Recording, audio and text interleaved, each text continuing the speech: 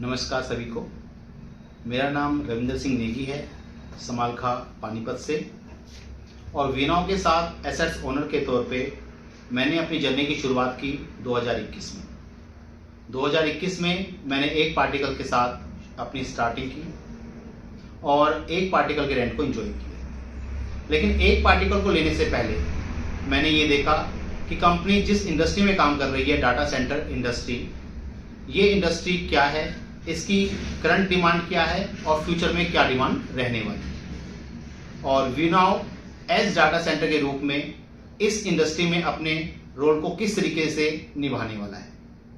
Company की management अपने काम की एक्सपर्ट है, और ये भी देखा कि कंपनी जिस मॉडल पे अपने बिजनेस को कर रही है, SLB sale and lease back model, ये एक लीगल मॉडल है और बहुत बड़ी बड़ी कंपनियां भी इस मॉडल पर अपने बिजनेस को कर रही हैं। तो इन सारी चीजों को देखने और समझने के बाद मैंने एक पार्टिकल के साथ अपनी शुरुआत की और धीरे धीरे अपने पार्टिकल्स को बढ़ाना शुरू किया। और मेरी फैमिली और फ्रेंड्स ने भी हर चीज को देखते हुए, समझते हुए अपने अपने पार्टिकल्स अपने बजट के हिसाब से खरीदने स्टार्ट किए।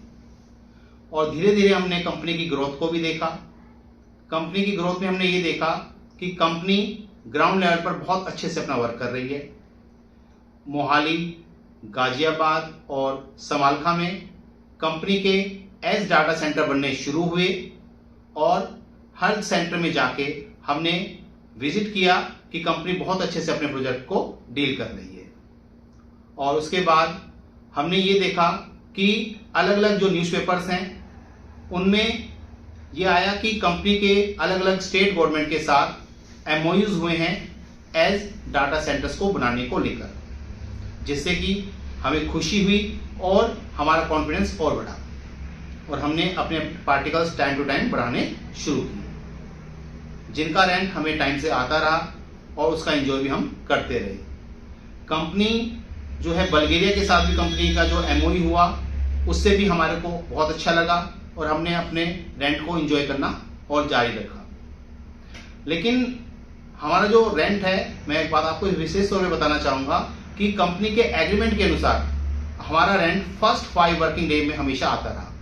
कभी भी कंपनी के रेंट आने में कोई डिले या कोई बहानेबाजी नहीं हुई और समय से रेंट आता रहा।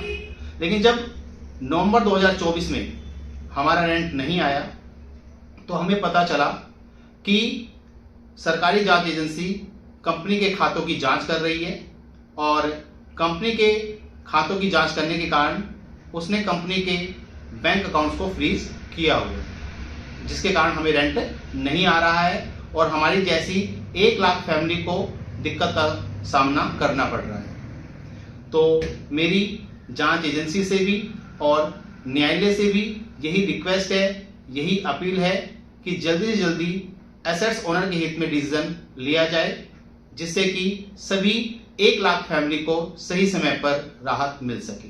धन्यवाद।